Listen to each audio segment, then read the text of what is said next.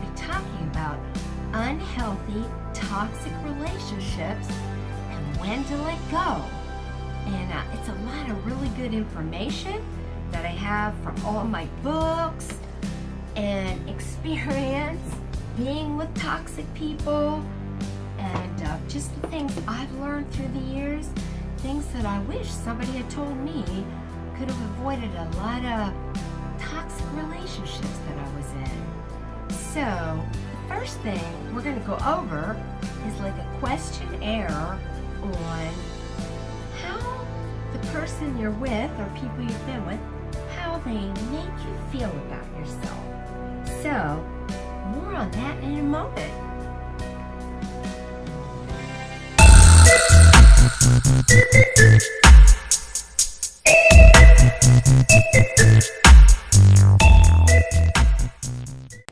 Alright, so this is how he makes you feel about yourself questionnaire. And guys, this applies to you too. So when I'm using the he word from the book, put in the she word, because these same exact things apply to toxic women that are out there. Okay? Alright, so the first group is feeling emotional changes. Number 1, do you feel joyless or unexcited about life when you are around him? Do you cry a lot around him, especially when he hurts your feelings? Do you feel hopeless, stuck in a rut, or as if life will never get better? Are you frustrated by being restricted and limited? Do you escape your emotional pain by eating, sleeping, or drinking? Do you feel anxious or panicky? Does his negativity bring you down or depress you? Oh yeah, a lot of these apply to people I was with. Are you angry at yourself from letting him treat you so poorly? Are you angry, irritable, annoyed, or snappy as a result of being with him?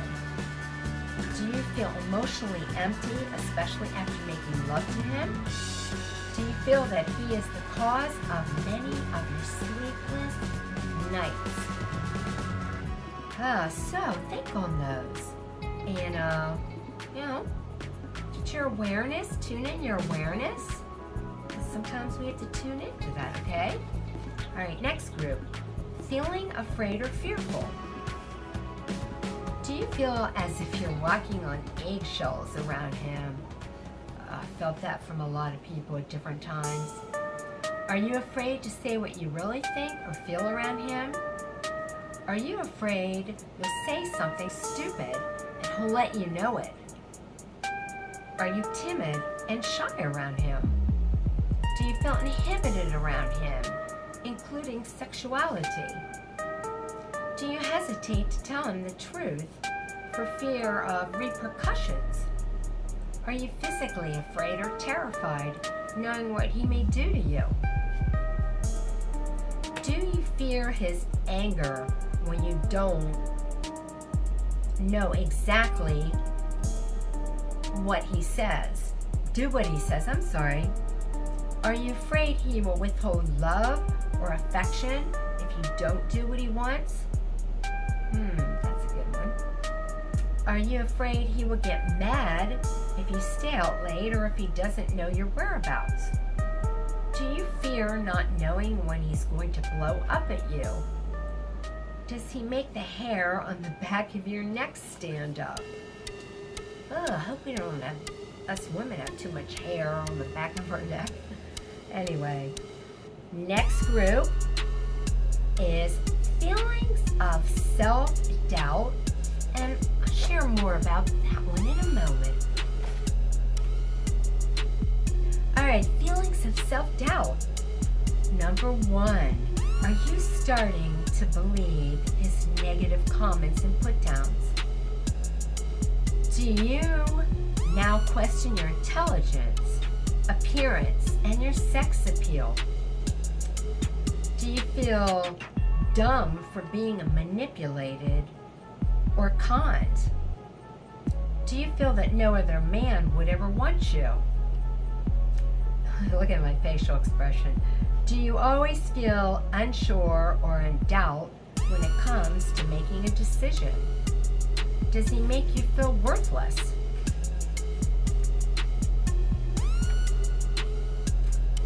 Yeah. This category here, ex-husband number one, long time ago. That's many years ago. That one, he was the worst. And so many of these things everywhere. But he's the one that really affected my self-esteem because I was younger and I didn't know, and it was bad. So now after that, other people didn't so much affect my self-esteem, but you know, I still tolerated things I shouldn't have because I didn't know what they were. And there were other things, you know, obviously it was not a good relationship and it was very toxic. But I will say the first husband number one, self-doubt, he was really good, and I wasn't as far along yet. Remember, I've been growing all along. So even though I wasn't there yet, I was growing. Yeah, I had to go to counseling for 3 years over that one because of those feelings of self-doubt. So you all out there have to be very careful. I mean, they can really do a number on your head. And I got over it, but I had to go to counseling for 3 years. So let me go on with the list, and I may share a little story on that. Okay, but here we go. Okay, next list. Feelings of physical changes. Number one, do you find that you are not as mentally alert as you were before you met him? 2, does he literally make you sick to your stomach, cramps or nausea? 3, does he give you a headache, a backache, neck ache, or other body pains? Have you gained or lost weight because of him? Next group, feelings of guilt and shame. Number 1, do you detest him and feel guilty for feeling like this? 2, are you ashamed and embarrassed that you're with him? 3, do you feel guilty for explaining away his drinking or drugging? Do you feel guilty if you earn more money than he does? Do you ever minimize your accomplishments so you won't feel jealous of your achievements? Yeah, I did that with all them. That. Do you find yourself apologizing to others, friends, employees, anybody for his behavior? Are you ashamed to tell anyone how he really treats you behind closed doors? I don't think any of us tell people while we're in it quite what's going on. And the last one in that category, does he make you feel guilty about not doing what he wants? Oh yeah, yes they do. Okay, and the final category in this is called not feeling like your old self. Number 1, do you find yourself clamming up with little or nothing to say? Are you more wary of others? Are you shaky, tentative, fearful of doing new things? Do you feel he sucks the energy out of you so you can't function like you used to? Oh yeah, that's a big one. I found that with all of them. They suck the life out of you because of their spew their stuff and their chaos. Yes, that's a big one. Do you feel insecure and tentative about yourself? They can do that to you. Do you minimize yourself so as not to intimidate him? Do you feel isolated and not as social as you were before you met him? And last one, do you feel a sense of relief when you're away from him? I think that's a good questionnaire. It'd be very helpful, but you really have to tune into awareness and think about your feelings. Go over that. So, in a moment, I'll briefly share that one little story. Yeah, Okay, so without getting too deep into that story, I know I will. Try not to. So, yeah, that guy, he just incorporated it in and slowly put me down. And it's like they don't do it right away, remember? And I went with him for like 2 years and 4 months before I got married. But I'm going to tell you this, I knew I shouldn't marry him. And my gut. Because a week before I was to get married, I wanted to back out of it. There's your gut. So, but I didn't. You know, because I'm worried about all the things people worry about. Oh, how are you going to tell everybody? And maybe I'm wrong. You know, all that stuff. So my gut told me, because I was so nervous and I felt like I was doing the wrong thing. So there you go. There's that gut intuition. And I wished I had listened. Okay? But anyway, I left him after 4.5 years. So yay! I mean, that's the good news. I didn't stay longer than that. But, but anyway. So he would always put me down. So the point I'm going to get at. So along with making me feel like as a person, like I was not good at all. We will get into the things he would say to diminish me. But now let's just give you the little, this is how these people operate. Let's just give you the physical thing. And they're so good at it. And back then, no one could do that to me now, and even after that they couldn't. But back then, yeah. So anyway, so he worked out like I did. I worked out, he worked out. And we both worked out. So the bottom line is, when I got married, I was the same weight back then when I married him than when I left him after 4.5 years. I didn't gain a pound and I didn't lose a pound. I didn't lose and I didn't gain, and I worked out the whole time I was married to him. So worked out, lifted the whole bit. So, as the relationship went on, wait till you hear this one. He started telling me I was scrawny and skinny, yet I didn't lose a pound. And that's how he married me. You know, he said, you say, oh, you look so good, blah, blah, blah, okay? But, and I do remember saying to him, I'm like, well, what do you mean I'm so scrawny and skinny? I said, I'm the same weight. I was defending myself. I'm the same weight I've always been. I've not lost an ounce. What? Now you say I'm scrawny and skinny? And he's like, well, I like voluptuously built women who are fuller figured and voluptuous. You know, and I remember defending myself at the time, but it still makes you feel like crap, you know, because this is supposed to be your husband, the person who's supposed to love you. And I said, well, you know, I wasn't voluptuously built when you met me. So if you didn't like if you like voluptuously built, that wasn't me ever. Why'd you marry me? So, but there's my point. My point is, he diminished me. He didn't diminish me physically, except that was the one way to get me, because you can't say I'm fat, you know? So ladies out there, to any of you that you aren't fat, but if you're medium or whatever you are, and even if you had extra weight on you and they married you or were with you, and then later they try and tell you you're fat, okay? That's wrong.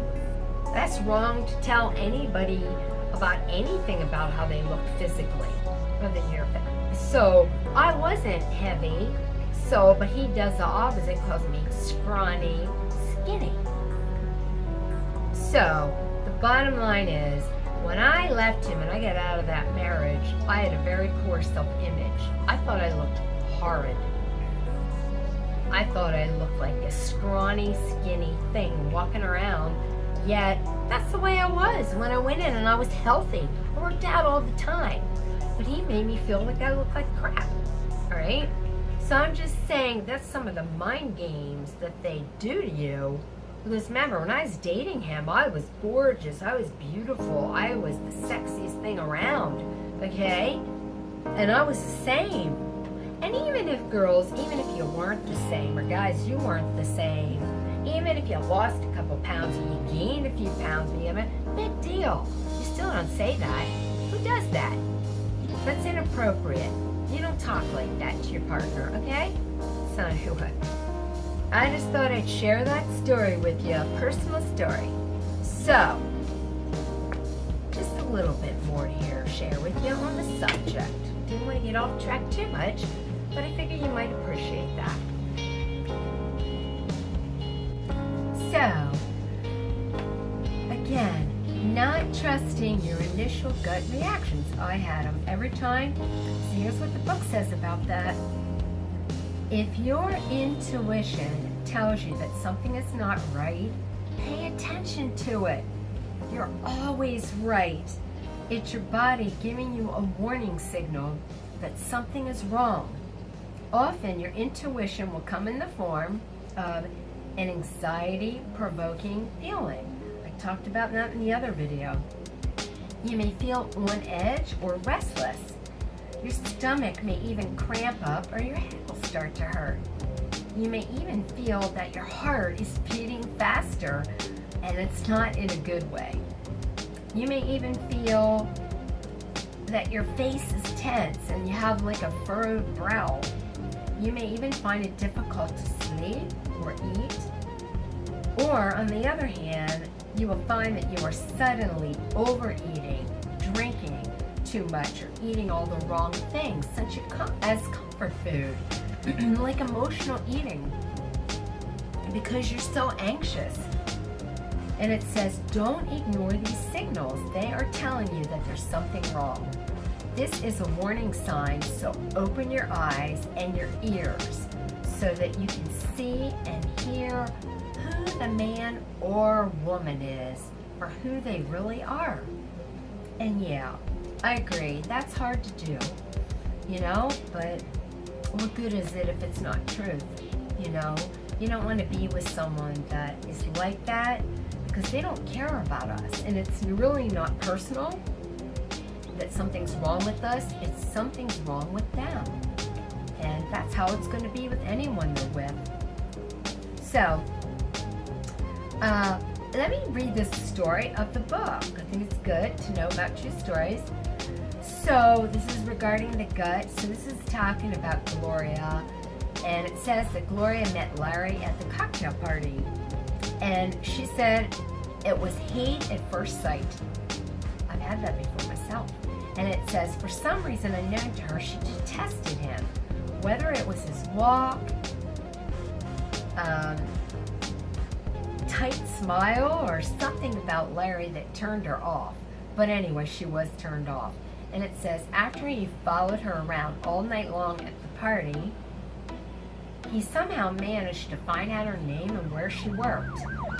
And so then the next day, he looked her up online and phoned to have lunch with her. And it says she didn't want to go, but thought that because he went to all the trouble trying to get her number, she thought, what the heck? What harm could it do? Well, it can do a lot of harm. I know that one. So, but anyway, so she went to lunch with the guy, and it said somehow he managed to finagle his way into a formal date with her. Now listen what the formal date was. See, this is love bombing. Had it happen to me before, same kind of thing. They go over the top. So, had the formal date, and he took her to a museum to see an exhibit by her favorite artist. Then to a concert to hear her favorite group, and then to a surprise dinner with her favorite wine and a gift. A scarf by her favorite designer in her favorite color. And it says he learned all this information about her from her Facebook page. Hey, and that is an awesome date, I'll tell you. I mean, it's a great date, but you have to be wary when somebody does that like that, okay? If you're with them for a long time, okay, and it's a special occasion, okay, so it says now she was hooked. And I've had it happen to me, and I got hooked. And then she brushed off her initial negative reaction toward him and began a full-blown relationship, moving into his beautiful condo.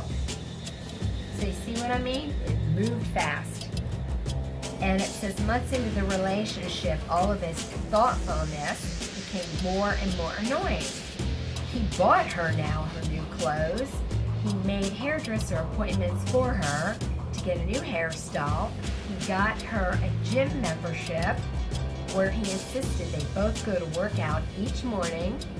And it says she finally figured out that Larry was a total control freak who not only tried to change everything about her, but he needed to control everything she did, whom she spoke with, and whom she could be friends with. And it says, then 10 calls a day when he was at work and when she was out, and it was no longer flattering, it was disturbing. So the bottom line is, how it ended up is she left him and he stalked her.